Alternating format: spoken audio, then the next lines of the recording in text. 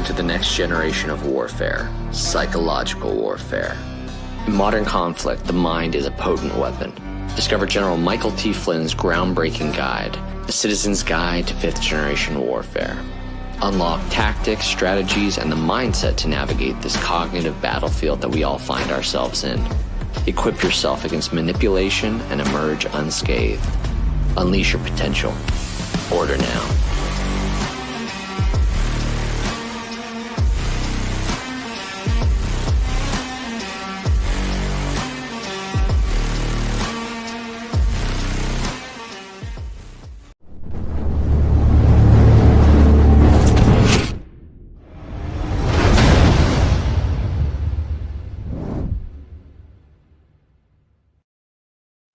Good evening, everybody. Welcome to the AlphaWarrior Show. It is Wednesday night. It is June 8th, 2026, which means it is Operation Gladio.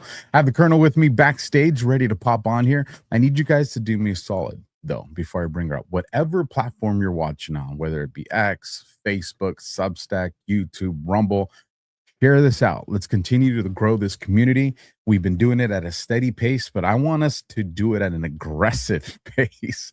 I want us to go on the charts, right? The same way we want to see our stock markets, our crypto, our bank accounts. I want to see the numbers skyrocket. And of course, I need your guys' help for that. The other note that I want to make mention is, yes, there's going to be another show tonight. Depending how long we go with Operation Gladio, I'll probably have about a 30 or 40 minute break. And then I'll be doing just Alpha 3 this week to cover day 3 of the Charlie Kirk, Tyler Robinson murder trial. So no, you guys didn't miss it. It's coming a little bit later. So nobody panic on that. The next thing I need you guys to do is down in the description is going to be the links to Colonel's channels and Colonel's websites. I need you guys to go and visit them, like them, and subscribe to them. We need to push Gladio much faster. We enjoy the show. We enjoy what we learn from the Colonel, but it also serves a purpose. And this is also, we need to become way more proactive and aggressive in this information war. So that is the call to action that I have for you guys tonight. So with that, let's get to some of the amazing people that allow me to do this show for free for you guys. And when we come back, it is Gladio time. Science proves that a healthy immune system is the body's first defense against the smallest of ailments to the most catastrophic. Coriolus versicolor is the most sought-after, all-natural supplement for both humans and pets to help boost the immune system. There are over 400 studies worldwide on its effectiveness in humans, including Sloan Kettering Cancer Center, MD Anderson Cancer Center, and now from the University of Pennsylvania School of Veterinary Medicine. Together, we can help reverse this terrible tide now plaguing your loved ones and give them the immune-boosting supplements that they need. MyPillow's second annual mega sale is finally here. Get our patented premium MyPillows that adjust to your exact individual needs to give you the best sleep of your life. When I got MyPillow, I'm asleep almost immediately. I stay asleep at night and I wake up more well-rested in the morning. Now for the lowest price ever. Kings, $19.98. Queens, only $18.98. And Giza Dream bed sheets, the best sheets in history, for as low as $29.98. Lux Pure 6-piece towel sets, towels that actually dry you. What a concept. Now only $39.98. And our made in the USA mattresses and mattress toppers as low as $99.98. So go to mypillow.com or call the number on your screen. Use your promo code to take advantage of our second annual mega sale. But that's not all. Order right now and we'll ship your order absolutely free. Absolutely free. Promo code Alpha. It's the one that I use for most of these affiliates. And with that, you guys, let's welcome the Colonel to the stage. Colonel, you know, I was very happy when I got the message part 2 is coming. Oh my goodness, let's go. Set us up. How's the conversation going to go tonight? So we're going to look at kind of a big picture of the Jasons tonight and see if we can make some ties to some of the stuff that's going on today. Just to overview what we learned last week, the Jasons was a group of, you can't even really call them scientists. They're big brain guys that were basically originally in the physicist kind of realm. They kind of broadened out over time. There can be anywhere from 50 to 100 of them at a time. It's an elite club where you get tapped on the shoulder and asked to join. You don't apply to it. And it dates back to the 1960s time frame. Not that they weren't doing things like this, because both Truman and Eisenhower had a scientific advisory board where you find some of these Jasons sitting on those types of entities, where then they go and look at a problem to solve, if you will. And what I found most interesting about them is, number one, no one's ever heard of them, which I think is crazy. Number two, they all have Q clearances, which means they can look at anything in the entire realm of possibilities. And all of the original ones worked on the Manhattan Project. That's kind of how they all got known to each other. And they basically met during the summer. They met in the spring, decided on an agenda, because they were inundated with things to look at from all of the different agencies, either the CIA, DARPA, or whatever. And they would pick several of those projects, and throughout the summer, they would conduct the research and then spend the first couple of months of the fall semester writing their reports to submit them to whoever asked them to look at them. And they were involved in all kinds of things. Primarily, it was national security things. And you had kind of an even split between neocons and doves on there. Ones that wanted to do foo-foo stuff and ones that wanted to make things that kill people. And it played out in some very interesting ways throughout the time frame that has been documented, that we have actual information on. So my first question after we did the whole presentation last week was, what's the overlap between Paperclip and all the scientists that we brought over from Japan and that we brought over from Germany, the Nazis? And someone after the show DM'd me the mirror of the original name of the Jasons was Project 137. And of course, that's 731, which is the name of the Japanese scientists that were experimenting on all the people in Manchuria, China. And so I thought that was a very interesting thing. I texted it to Alpha. And you don't see an actual overlap per se. And this is why, and I think it's a real important point. Most of the scientists, not all of them, there are some that were theorists, but most of the scientists that came over were application level scientists. They actually were building things. They were putting warheads on bombs. They were doing that type of thing. So a lot of them went to, the nuclear facility in Alabama and Southern California. These guys, the Jasons, are primarily academics.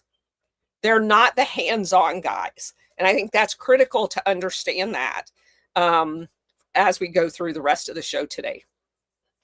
So you're not going to find like a one-for-one correlation.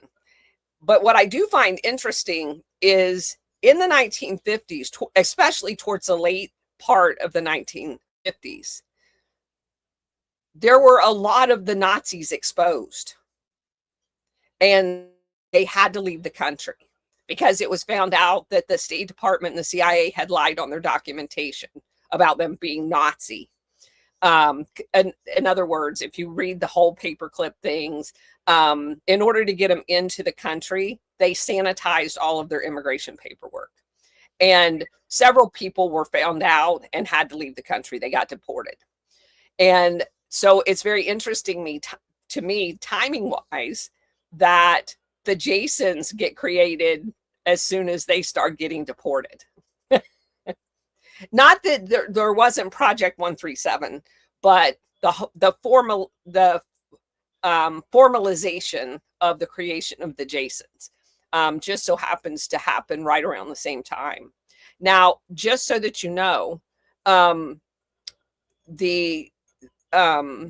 because they were dealing in the investigative theories part, primarily in the defense industry, they would be passing off their reports to the Nazi scientists that we brought over for them to actually implement if it was adopted by whoever they were. So it's not like they were like in silos that they never talked to each other, because they did. But it's not at the big brain level. So I just wanted to make sure that we put that out. They would have definitely had, because they had the same clearances, they would have definitely had joint projects, collaborations, and specific interactions with them. And von Braun is probably the best example of that, because of all of the research that the Jasons were doing into things that he was working on. So, and a lot, what's really interesting is several of the Jasons migrated. Several of them were Jewish, not the predominant amount, but they migrated to the United States in the 1930s after Hitler came to power. And so there's several of them that are German descent from Hungary and that type of thing. And so there's a natural kind of a homeland kind of relationship with them as well.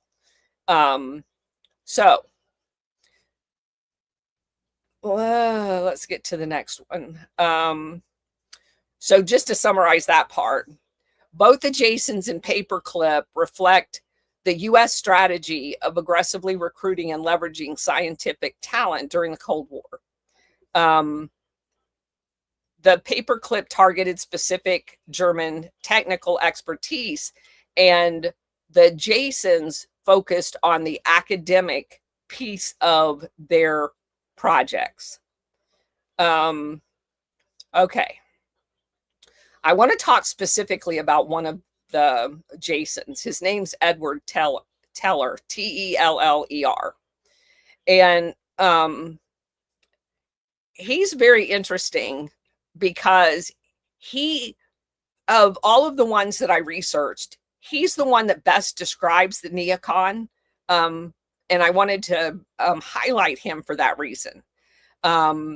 Because this book that I told you that was like the whitewashing of the Jasons, this Anne Finkbeiner tries to make them all out to be kind of like libertarians and just doing it for the goodness sake. But Edward Teller is a very representative of the 50% that were the neocon hawkish guys. But a couple of others, William Happer and William Nierenberg, lined up on his side as well. So the big kind of friction point for them in the 60s obviously was the Vietnam War. But just to give you a little background, Teller was not one of the founding core members. He appears a little bit later in the storyline, but had worked with all of them on previous projects.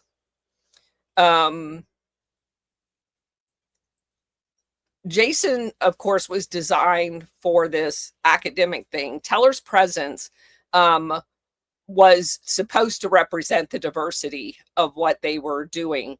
And he became like the go-to person for the defense contractors and the CIA. If they wanted something really worked on, they kind of focused on him, because they knew that they could trust him to do what they wanted him to do. He very rarely ever pushed back on any of the risky things that the military wanted to have studied. His primary place of work was at Lawrence Livermore National Laboratory. He actually helped establish it. He was one of the founding members of that lab. And they worked on primarily weapons at that lab. So obviously he would have been working with a lot of the former Nazis in and around those projects. So he is one of the guys that was originally born in 1908 in Hungary. He was a theoretical physicist. His big claim to fame was he was the father of the hydrogen bomb. He played a major role in the development of nuclear weapons, both before and during World War II. And he was a huge proponent for using nuclear weapons. He's from a Jewish family. His father was an attorney. He went to school in Germany. And he is one that left Germany in the 1930s. He originally migrated to England, then Copenhagen, and then came to the United States in 1935. He was originally a professor at George Washington University. And some of his contributions was he primarily worked on combustible things. I'm not going to go into the science part of it, down to the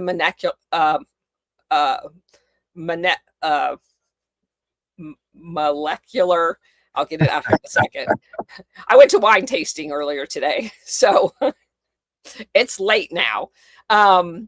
That's kind of what his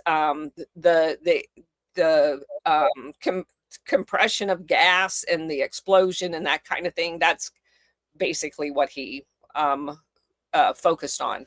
So he was invited in 1942 to Berkeley to a meeting that Oppenheimer set up in order to begin the Manhattan Project. And he joined the project. And I think this is hilarious because all of these things converge. He joined the project originally at Columbia University, and also the University of Chicago was involved. And what's weird about that is Warhamster and I are doing this thing on the Fabian Society and the Pilgrim Society. And the two most prominent universities in the Fabian realm in the United States was Columbia University and the University of Chicago. I know. And it just seems like all of these things converge. So he moved to the Los Alamos lab in 1943. And there he worked in the theoretical division on the fusion-based hydrogen bomb. And there was a lot of focus at the time on the fission bomb, and he didn't think that was going to work. So he focused on the hydrogen bomb. And he was all about using the implosion kind of thing. And after World War II, he became the leading advocate for the thermonuclear hydrogen bomb. And he became kind of the focal point of the Jasons after the Soviet Union in 1949 detonated their atomic bomb, because President Truman lost his shit and was wanting to throw all kinds of money at creating this thermonuclear hydrogen bomb. And it was like everything was on teller. So he made a major breakthrough in 1951, and was able to basically make the hydrogen bomb possible. And they conducted their first full-scale test in November 1952. And this will blow your mind. It yielded a 10.4 megaton explosion, which was 700 times more powerful than Hiroshima. Jesus. 700 times. It's just, it makes your mind blow up. No pun intended. No pun intended. So that's what led to his fame, and he used that notoriety to create the Lawrence Livermore National Lab. It was founded in 1952. It was originally the University of California Radiation Lab at Livermore. And he did it in partnership with Ernest Lawrence. And it was created as the second U.S. nuclear lab. And basically, they kind of ended up in a competition with Los Alamos in who could create the, biggest combustible crap to kill people. He served as its director and remained on the board of it for the rest of his life. So they worked on advanced nuclear weapons. One of their big things was they created the designs for the submarine launched ballistic missile, the Polaris warheads. That was all Teller. And he also, God, these people are literally crazy. He set up a project called Plowshare, where they were recommending using these bombs to dig canals and extract oil. They wanted to launch nuclear weapons to dig canals. Now, obviously, there was a lot more smarter people in the room that said, you know what? I don't know how useful building a canal with nuclear waste is going to be if you plan to actually ever use it. So that didn't go anywhere. But he had another heyday. He was Ronald Reagan's favorite scientist. He was kind of like the go-to guy for the Strategic Defense Initiative, SDI, in creating space-based missile defense systems, which could also be used for offensive weapons. And so he advocated for X-ray lasers powered by nuclear explosions.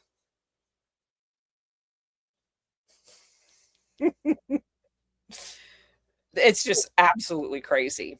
And weirdly enough, this crazy nuclear guy chaired the Atomic Energy Commission's Reactor Safeguard Committee. The guy that wants to use nuclear weapons to dig canals is in charge of the Safeguard Committee. It's wild, because as I'm listening to you and kind of going through, his internet resume, so to speak, and seeing how involved he was, and another guy that he partnered with too to get into quantum physics, and with a lot of technology you're talking about. And we know something that our current administration has put right in our faces over the last few weeks is quantum dominance. Yes. And a lot of that has to do with drones and weapons and lasers and advanced space technology. And I'm like, is Colonel walking us down the path I think this is going to? I think you're going to find that a lot of the things that we have today are directly tied to Jason's. And you'll see another one coming up. So he also worked very closely in the 1950s and 60s with Israel on nuclear matters. He ended up as a senior research fellow at the Hoover Institute after 1975. And just to tie back to last week's show, he is the guy that testified against Oppenheimer keeping his security clearance. So he burned the bridge right there with most of the people that he worked with, because everybody after that was pissed off at him. Well, everybody except for Reagan. Reagan loved him. All right. So then the next question I had is the Jasons tied to any of the missing scientists? Isn't that weird? Now, there's some that we could probably rule out.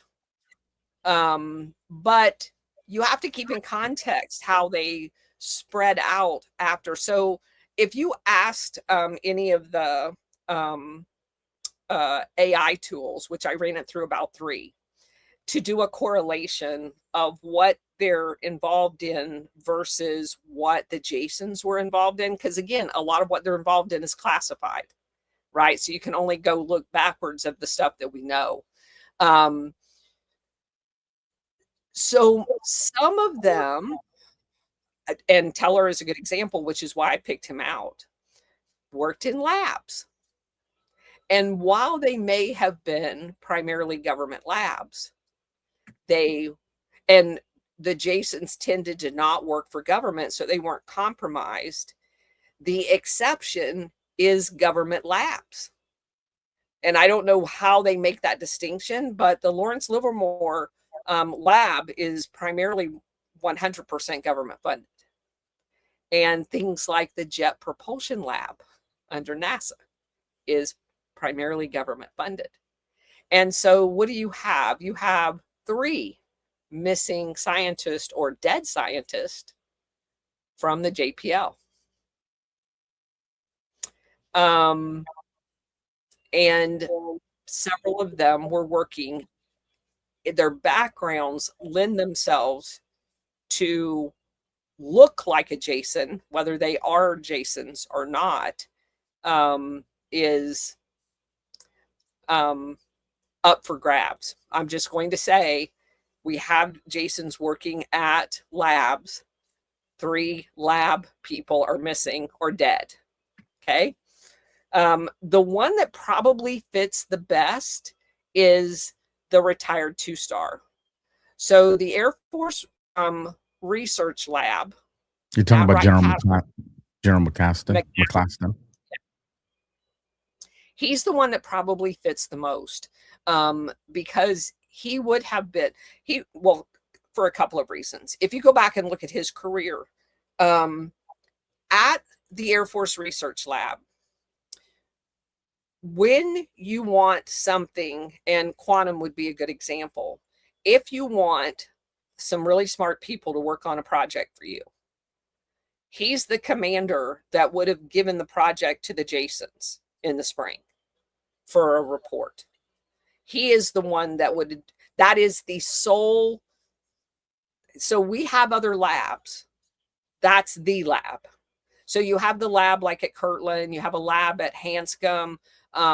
We have a couple of 3, 4 labs in the Air Force, and I'm just talking for the Air Force here. Those basically hierarchical are under the Air Force Research Lab. So he would have gathered up their puzzle pieces and said, hey, we can't figure out this one part. Give it to the Jasons and let them write a report on it for us.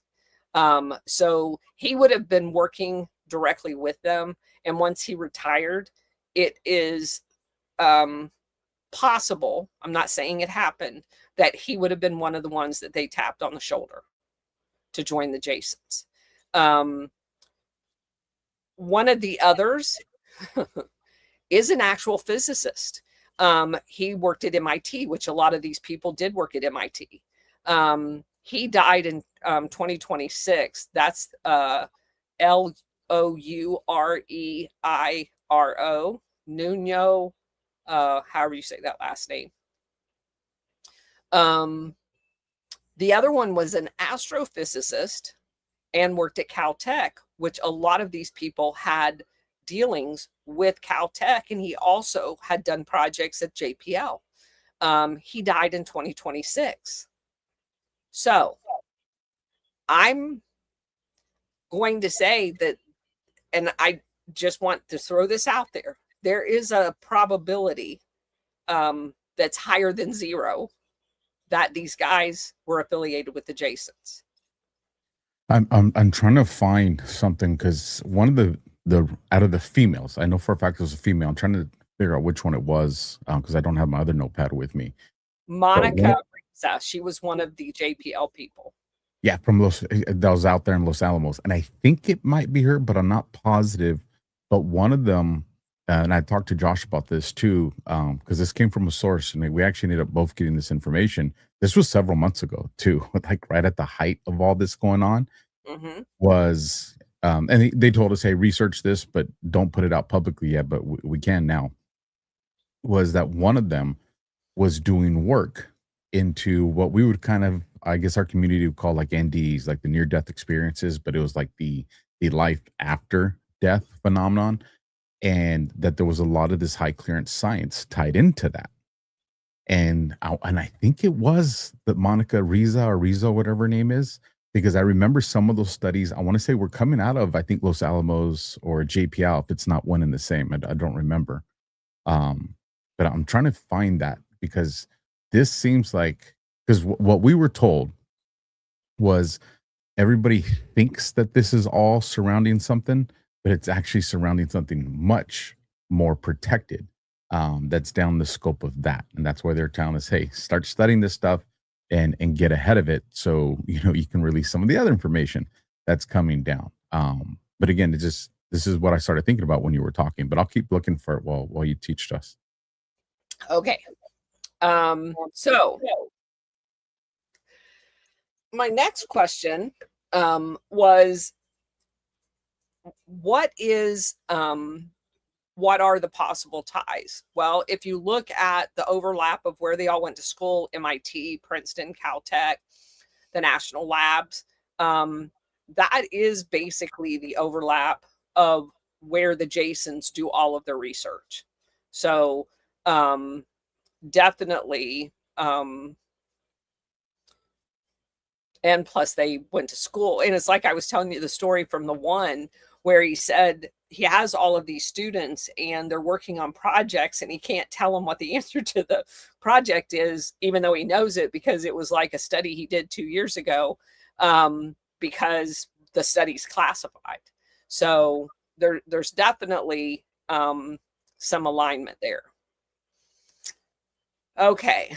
Then I don't know why I even had this idea, but I wanted to compare John G. Trump, Trump's uncle, to all of this. We're talking Elon, we're talking Tesla. We're talking Tesla, Elon, all of that stuff. So, just a little bit about John G. Trump. Where did he go to school? MIT. And what was his disciplines? Electrical engineering and a physicist. So he's a physicist, just like all the rest of them. And he worked on World War II radar development. Now, why is that? Oh, MIT Radiation Lab. Oh, just like Teller. Teller worked in radiation too. And he also did stuff with radar development, which you would want to do if you were creating weapons. So what's interesting is that if you look at, I think there's less of a connection to Tesla, only because what is known about his work was more along the lines of the basic, like, electrical kind of things. But there's been a lot of other information that is put out about Tesla. It's very hard to source, though, that he was into some of the electrical capabilities and hurdles for things like sensors and stuff like that. So there, there's a lot of speculation about the wireless energy and stuff like that, which ties directly into what we're talking about. With some of the remote sensors that were done in Vietnam. So there may be some overlap there.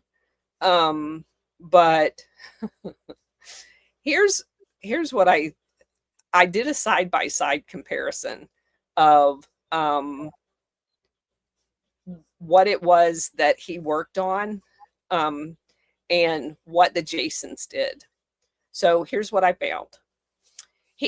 John Trump worked on high voltage generators and particle accelerators. Oh, early Jason members worked on HVEC tandem accelerators and their application to nuclear physics in labs. At exactly the same time, John Trump was working on them. So there's definitely overlap there. And I have to just put this in perspective. You're talking about a very small group of people with the appropriate clearance, the appropriate education, that if they're working on the same technology with the same clearance for the same customers, they are going to be working with each other. World War II radar and sensors.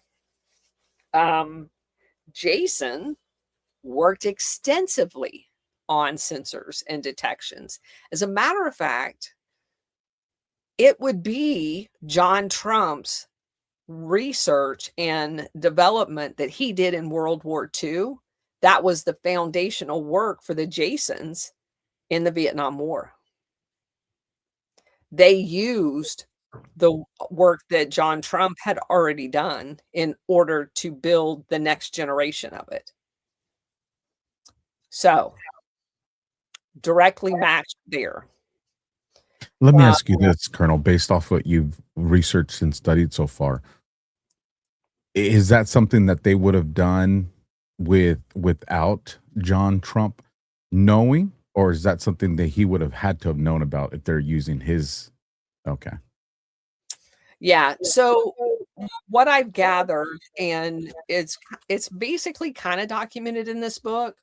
So when they do the study during the summer, they go out, they travel extensively.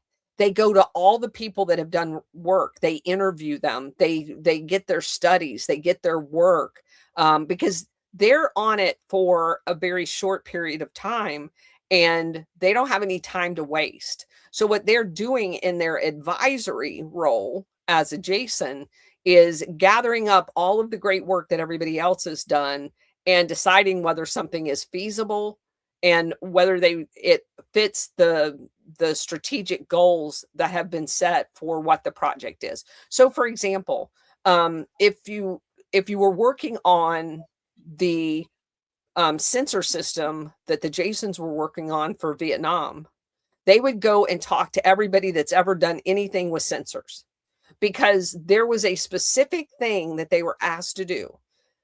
Is it feasible to have a remote detection of people walking by a sensor, and can that sensor be deployed in a way that doesn't risk a lot of people dying to get it set up?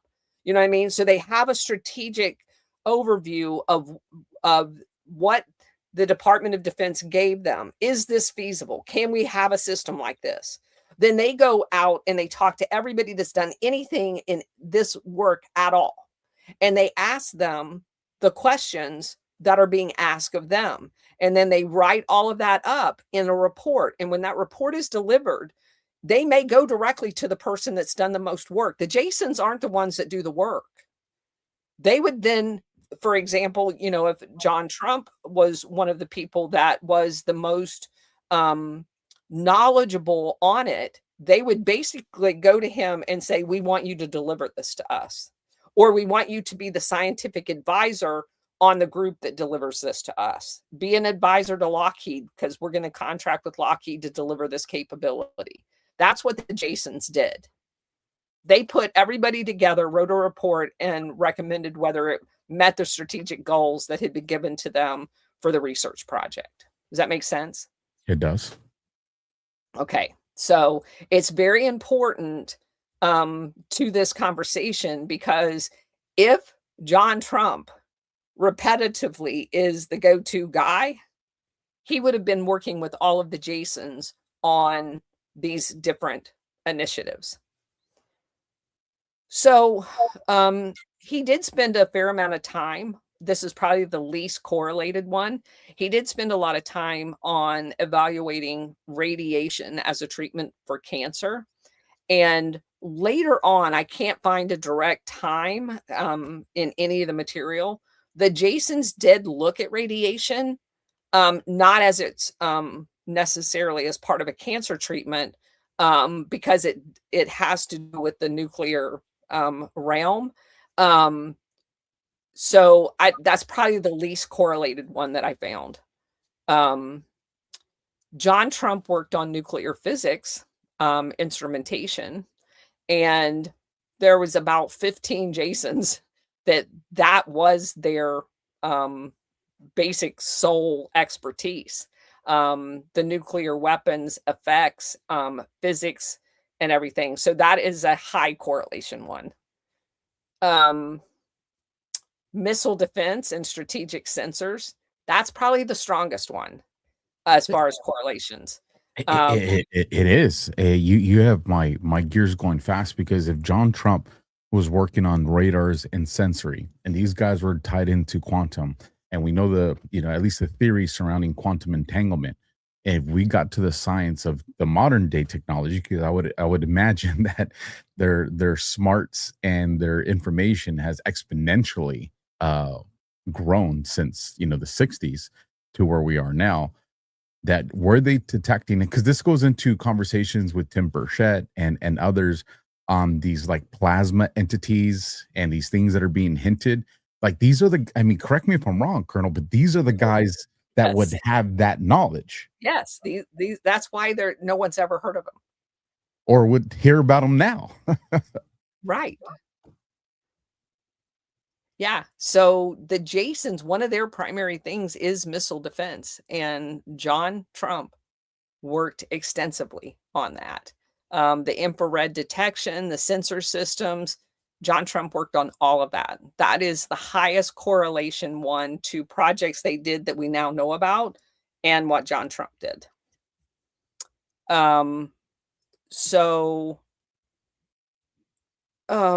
Let's see.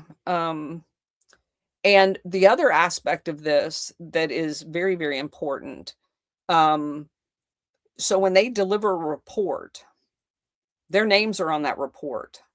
And again, they're delivering something classified to a classified project. This doesn't ever come out of the classification piece of this until much later, like, 20 or 30 years. John Trump worked on a lot of the engineering piece of this and making things happen. So it is highly likely that everything that I just described, that there's a high correlation of interlocking pieces, that he was part of the implementation piece of this, because that was more his expertise as opposed to just being in the theory realm with the rest of these guys. There was one other thing that I wanted to highlight here. Let me find it real quick. While you're looking, there's a man that we both respect very much. I would definitely like to ask him, have you ever heard of these people, sir? and see what feedback Oh, is I can provided. text. It would be interesting. I hadn't thought about that, but I could definitely ask him. As a matter of fact, I'm going to see him in a couple of weeks. Let's see. Well, Colonel's looking for that. You guys do us a solid if you haven't done so already. Push the heart, smash the thumb, leave a comment, help get this video episode out there. And of course, as always, leave comments. You guys see, I can't respond to all of them because I would be working all day just on comments. But you guys do see that I interact in the comments with you guys. You guys do provide great information, and it's appreciated. But if you're enjoying the Gladio series, you can do us a solid by definitely sharing out the video. You just let me know when you're ready, Colonel. So the one thing that I wanted to highlight is the electrical part of all of this, because I think that's the correlation to Tesla and Elon that comes from all of this. The whole wireless communications, we hear Elon talking about wireless energy and stuff like that. And I think that's where all of these things come together, because if that was a theory that someone had wanted to run to ground, Tesla, the person, did a lot of research into that. That would have been handed off to the Jasons for them to do a report on. John Trump was heavily involved in, because his specialty at MIT was electrical engineering, in addition to being a physicist. And so the one guy that's kind of the pivot point here is John Trump.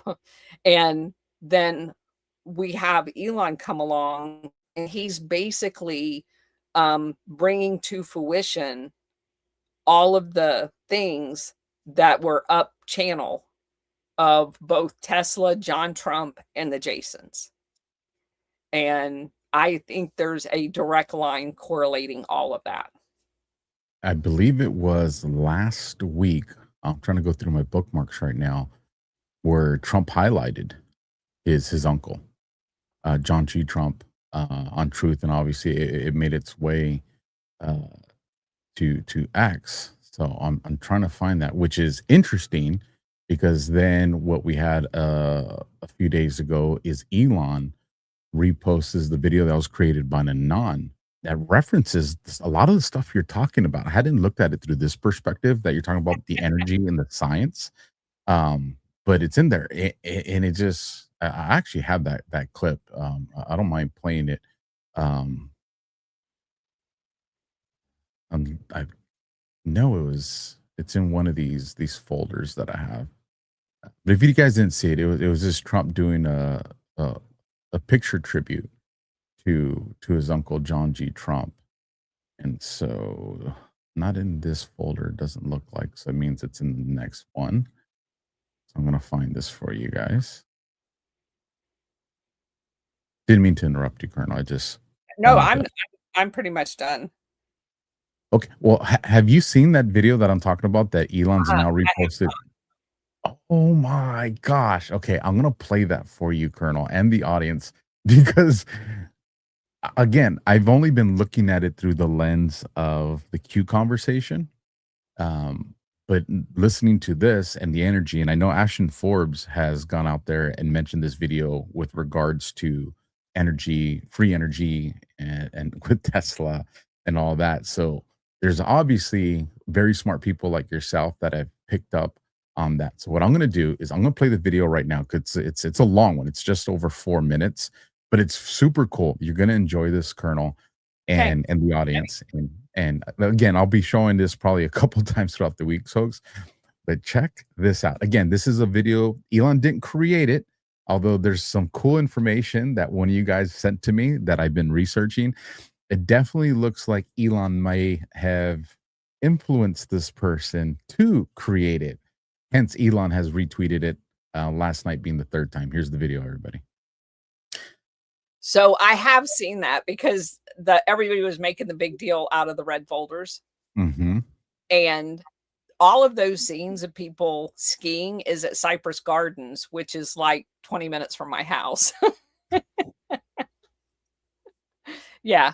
So I did see that. That's a crazy. And it kind of is the fitting into this whole, because it talks about, I mean, you've obviously got the gateway there, all of this stuff. And so yeah, it's the perfect ending to It so is. There is, I think everybody feels it. There's something cooking. yeah. Right? I'm sure the bad guys are cooking something, but so are the good guys. And there's some disclosures that are probably far beyond our comprehension. We all kind of think we know what it is, and I think we're all going to be quite shocked when we learn how much we didn't even know to ask the right questions because we didn't even know the information. I think our audience are going to be the least surprised. I would agree. Not that we're not going to be surprised. I think we're going to be the least surprised because if you guys have not kept up everything that we've talked about over the last 2 years, MK Ultra, the CIA's election interference, all of that stuff is all bubbling out.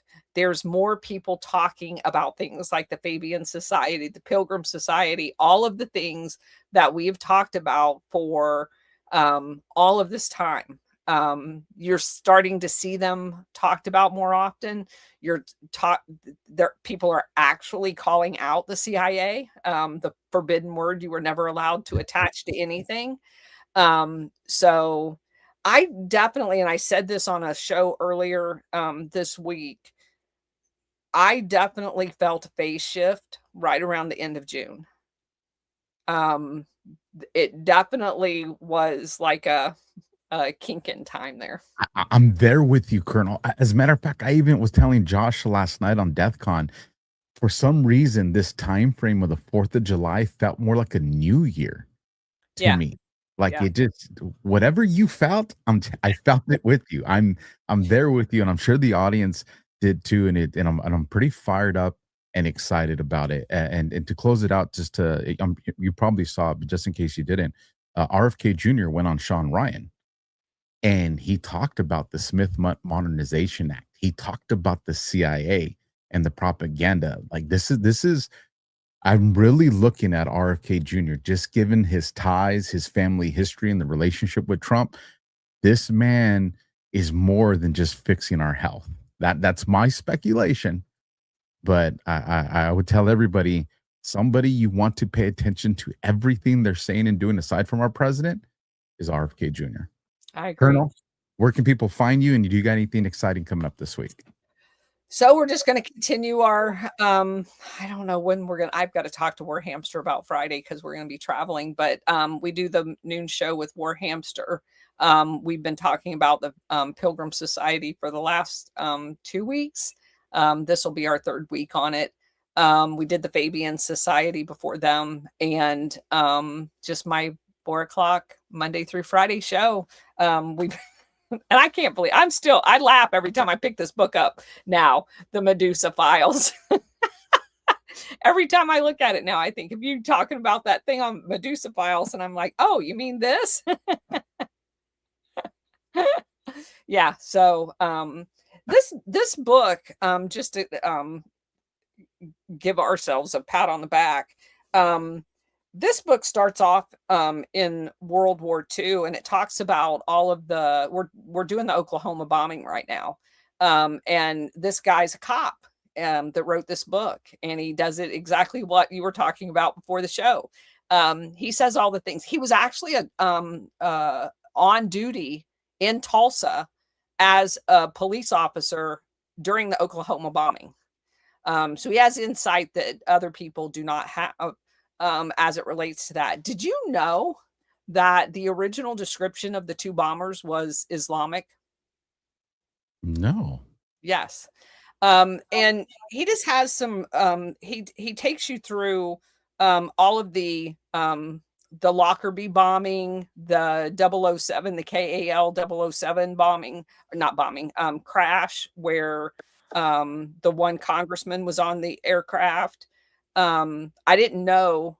I did know that there was a whistleblower on Lockerbie, but I didn't know his CIA counterpart was on Lockerbie, the aircraft that was blown up. They were coming back to the United States to tell everybody in Washington that the CIA was running drugs out of Lebanon, and they were killed in the crash. So he just does a really good job because he looks at it like a cop. It's been an awesome book. And we'll probably be done with it in the next 2 or 3 days. And then we're going to move on to another one. Divine intervention with men being controlled by the hand of God. I find it very interesting in this networking. How many cops that were really good cops, really good detectives with lots of experience got pushed into the truth community because it's never a choice they would have made on their own. Sometimes it's divine. We got a couple of rumble rants that came in. So let me get to these. $100 coming in from the Boom Diggity. Freaking just always coming in clutch. Has Colonel come across Frank Preston in her work? Preston Laboratories, Dr. Frank Preston's research complex, later named American Glass Research, AGR. He owned the land and involved Operation Crossroads, 1947. Don't know. I've got a whole list of people. Let me write his name down real quick, and I will let you know next week. And I'll email you these links too, because Boom Diggity sent us quite a few links. Okay. Oh, great! Just email them to me then. She put this one, Butler TWP, and I took a look at that PDF file, and I had a bunch of pictures of Dr. Preston, and looks like maybe his wife or female partner. Boom Diggity comes again, says MIT post about John G. Trump from June 2026. MIT post on X. Oh, I'll bring that up because I did find it, so I'll bring it up to show you guys on the way out too. And then last one, excellent listen, and the YouTube video. So I have all those links, Boom Diggity. And I will definitely be sharing those with the Colonel. And let me show you guys the John G. Trump post that I was telling you guys about. I have that right here. And there it is. This was June the 5th or July 5th. Trump put Dr. John G. Trump of MIT. How timely. How timely. Yeah, I haven't even seen that. I do not believe in coincidences when it comes to our president. Colonel, as always, it's been great, folks. Whatever platform you're watching on, go down in the description. You'll find the links to the Colonel. You'll find the links to everybody that support this show. Thank you to everybody that supported this. Let me make sure there's no super chats that we're missing. Okay. And if you're on the East Coast at 11 p.m. Eastern, so in 48 minutes, Just Alpha 3. We've never done 3 in a week, but Just Alpha 3 will be covering the day 3 of the trial on the Charlie Kirk murder, and then a couple other things with the coup d'etat. So I'll see you guys then. Good night. God bless, and Semper Fi.